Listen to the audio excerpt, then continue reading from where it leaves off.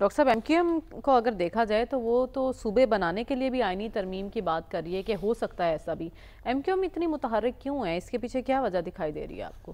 دیکھیں دو چیزیں ہیں. ایم کیو ایم تو لوکل گورنمنٹ کے چکر میں ہے نا.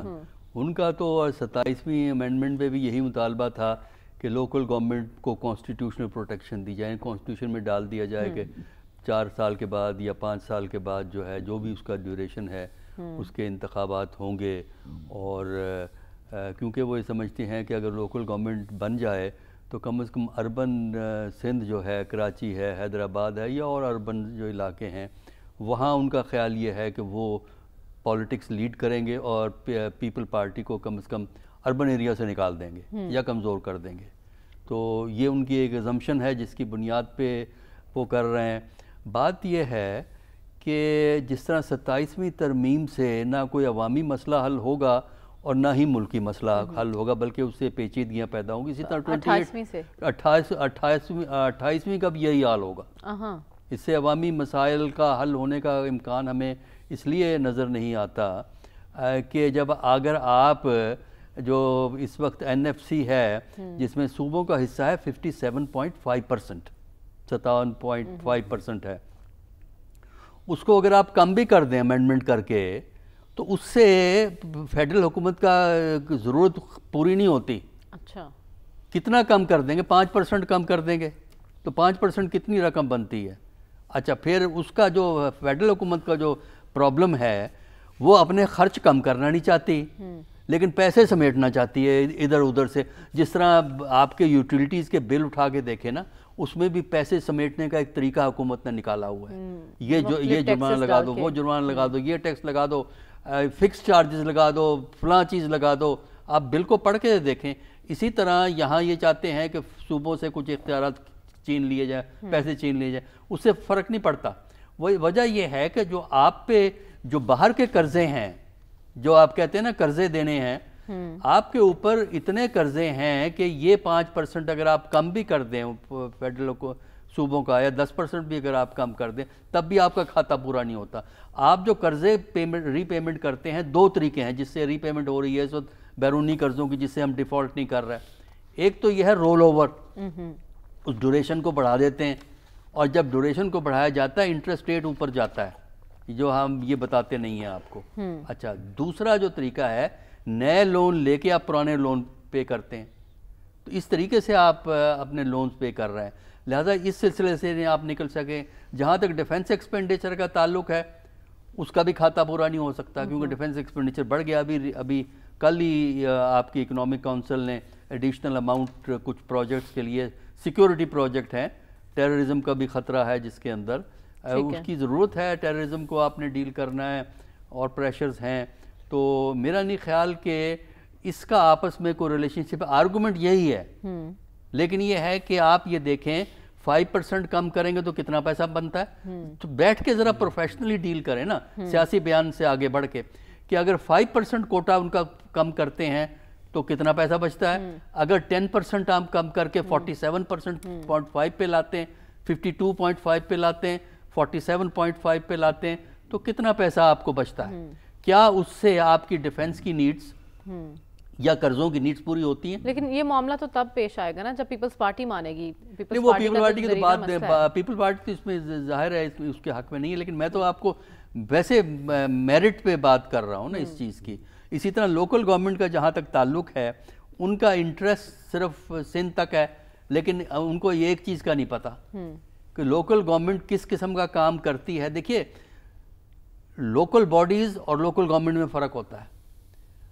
ہماری جو پنجاب کی حکومت ہے وہ لوکل باڈیز کے حق میں ہے، لوکل گورنمنٹ کے حق میں نہیں ہے. لوکل گورنمنٹ الیکٹڈ ہوتی ہے، لوکل باڈیز بیوروکریسی کے کنٹرول میں ہوتی ہے.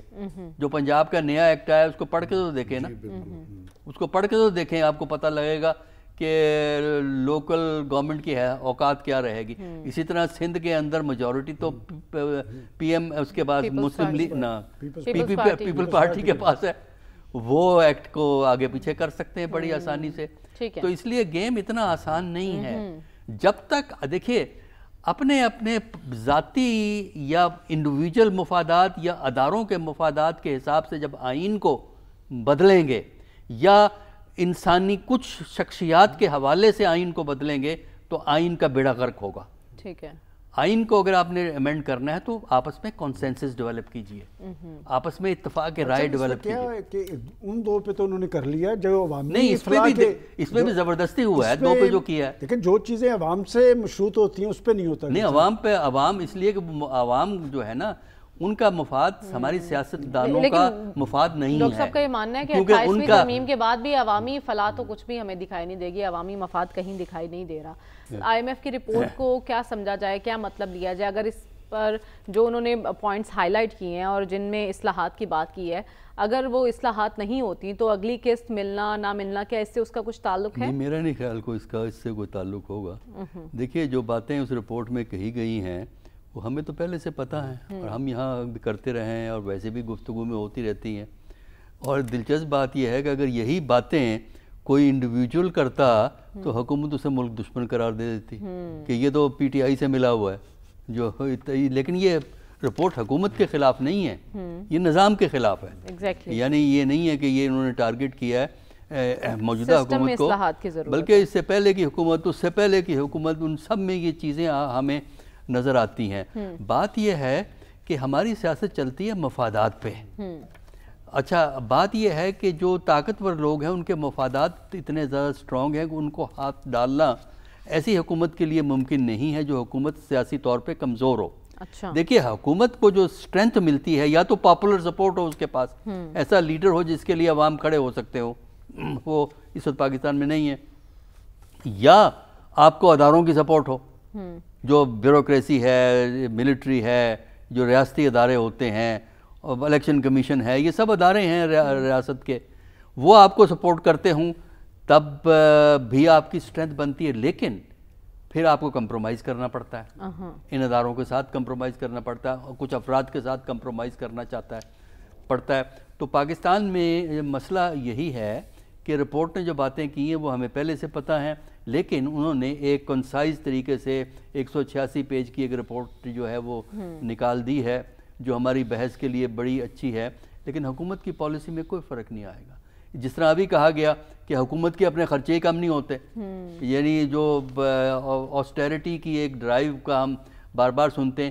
ایک تو میری سمجھ میں ایک چیز نہیں آتی کہ یہ جو فیڈرل منسٹر ہیں یہ اتنے غیر ملکی دورے کس لیے کرتے ہیں. یہاں فیڈرل منسٹر ہے, یہاں پہنچا ہوا ہے, اگلے دن کسی اور ملک میں پہنچا ہوا ہے اس میں, اور اس کے بعد کہیں اور پہنچا ہوا ہے. تو یہ دوروں کو ریشنلائز تو کیجئے نا. ٹھیک ہے, میں نام نہیں لینا چاہتا, ورنہ آپ کو میں تفصیل دے سکتا تھا کچھ لوگوں کے جس طرح دورے ہوتے ہیں.